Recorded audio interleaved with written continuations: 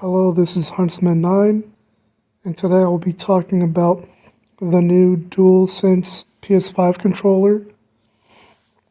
And I'm going to say this, I'm not paying $200 for this controller. There's no way this controller is worth $200. It just isn't.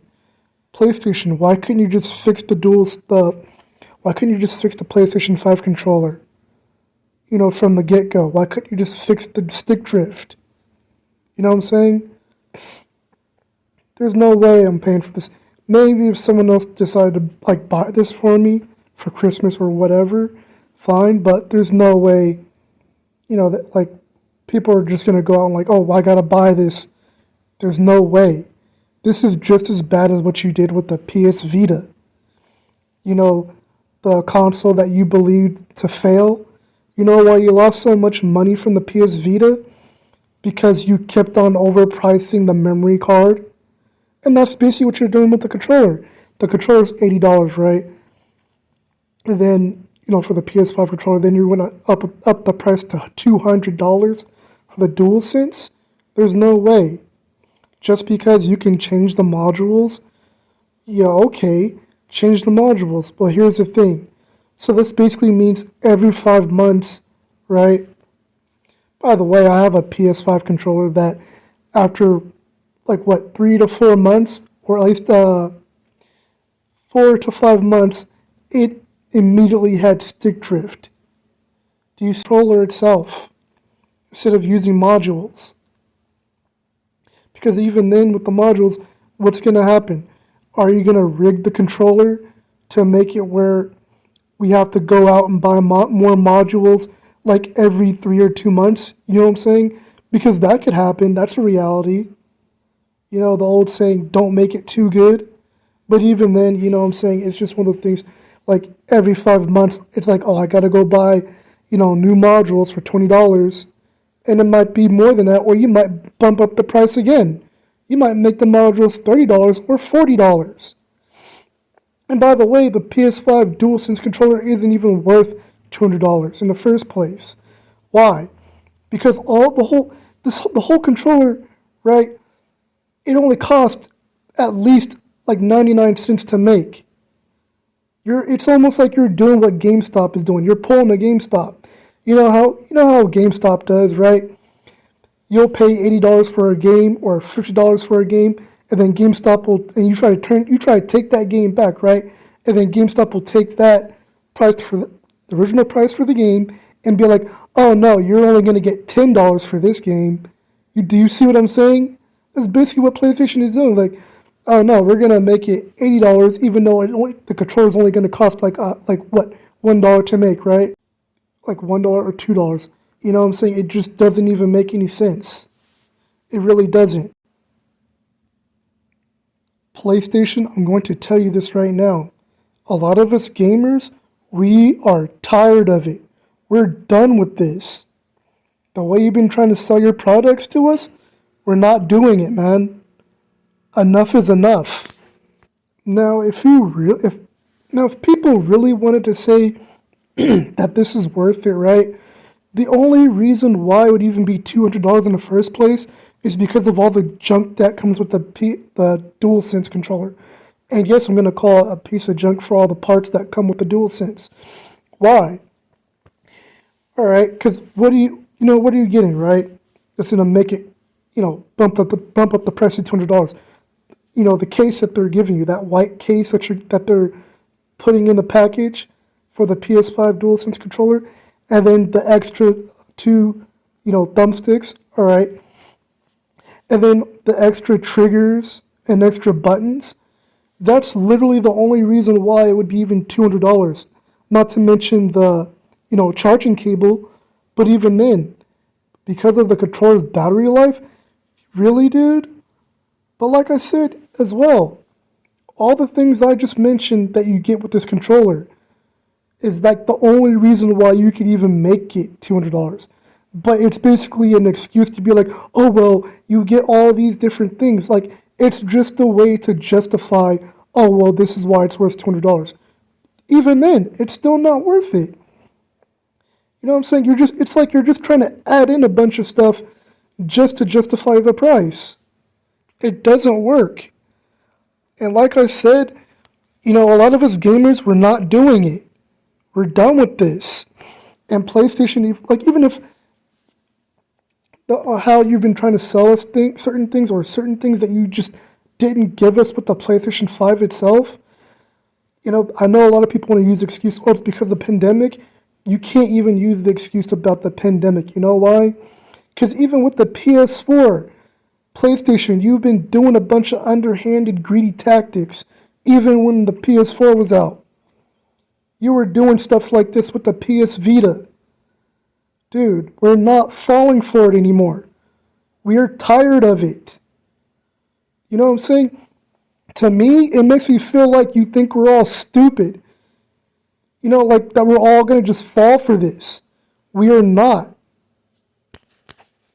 For at least most of us, we're not going to fall for this. Because we've been through this too many times with your company. Not to mention Microsoft. We're done. You really want to talk about price tags? The PS5 controller by itself is worth $20. You know what I'm saying? Not just because it only takes $1 to make a controller like that, but it's not just that. It's because of the cheap parts that you put into the controller, right? And another reason why the regular PS5 controller should be sold at $20 is because within 3 to 4 or 5 months, if it's going to have stick drift, right, you're basically giving people, like, basically what you're doing, PlayStation, is that you're selling us a product for $50, not just a product for $50, but a defective product for $50. Do you get what I'm saying? You are basically selling us a defective product for $80. You know what I'm saying?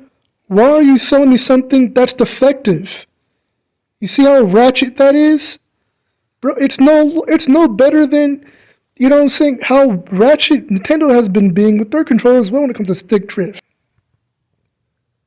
And furthermore, the reason why the regular PS5 controller should be $20 is because of the adaptive triggers.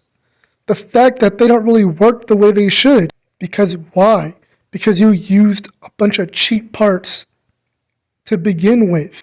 And I know there are other things going on with the adaptive triggers, but still, you know what I'm saying? Just like I said, because of the adaptive triggers and because of the stick drift, the controller should have been $20 at best. And here's the thing. Not all games support the adaptive triggers anyway. So even then, it's still a huge loss when it comes to paying $200. You're still losing out. This is ridiculous, man. PlayStation, I don't know how many people have to tell you this, that like people aren't going to want to buy this. There's a lot of people who aren't going to want to buy this. It's just not happening, man. How many people is it going to take to tell you that this is a bad product, that they're not going to buy this?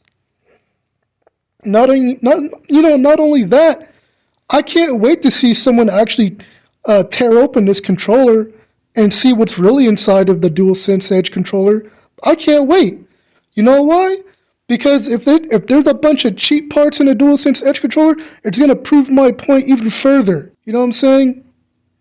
Because like I said, what you're doing is a bunch of ratchet stuff. You're trying to sell something that's actually cheap, that doesn't cost that much, and then you're trying to turn it around and, almost like house flipping and ripping people off. That's why I say this is ratchet. And this is a word I don't normally use for gaming companies. Nintendo was the first I had to use it for when it came to the Nintendo Switch controller. They don't even really say anything about if they're going to stop the stick drift on their controllers. But you see the problem here? See how ridiculous this is?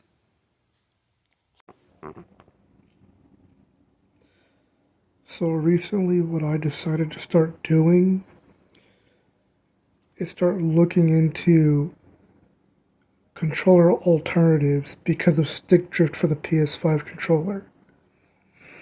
And PlayStation,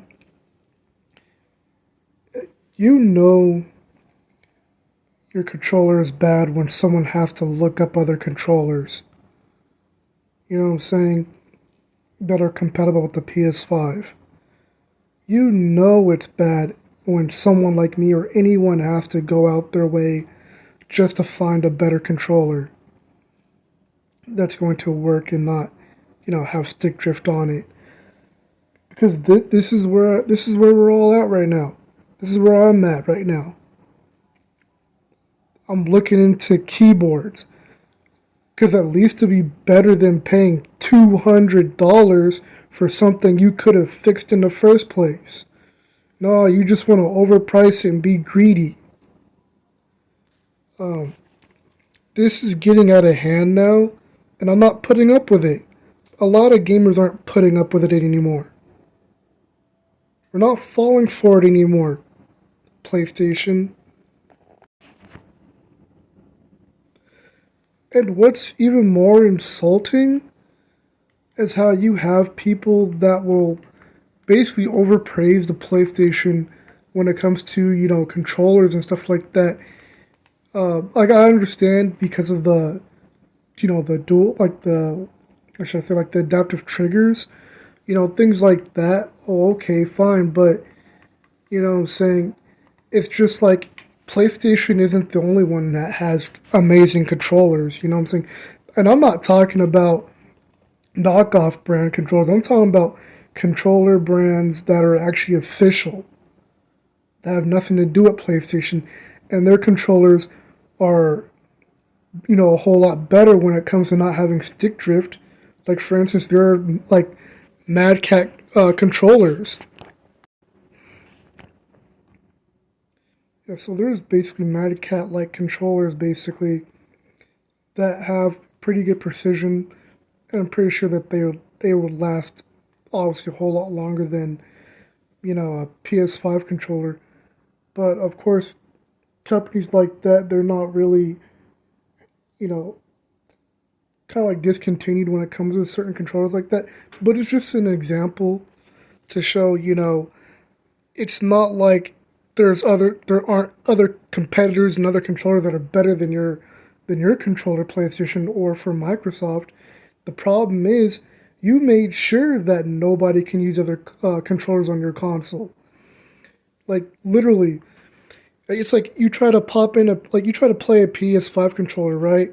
And let's say you try to use some other controller, it'll basically, there's a message that will pop up saying something like, "Oh, you cannot use this controller, or you can only use a PS5 controller for this game." You know how stupid that is? Yes, I understand when it comes to money, you would do something like that. However, when your product is trash and it sucks, and you force something like that on people, it's ridiculous. PlayStation, you're greedy. I'm calling you out. I'm done. Now, PlayStation and everyone else, and PlayStation, I'm going to show you this because I want to show you for if the DualSense Edge controller fails, when it comes to marketing and its price, if it fails, you're going to know exactly why it failed. Because it's just like with the PS Vita. You're using the same garbage tactics that you've been using before. This is the problem. So I'm going to show you the prices for the PS Vita of its downfall and show you exactly why people stopped buying the Vita, or people didn't want to buy it. And it's like almost like the same reason for why people aren't going to really want to buy the PS5 Edge controller, because you're ripping people off. So get a load of this. For a 4 GB memory card, it's going to cost $29.99. This is for the PS Vita. Then the 8 GB, $44.99. Do you see the connection?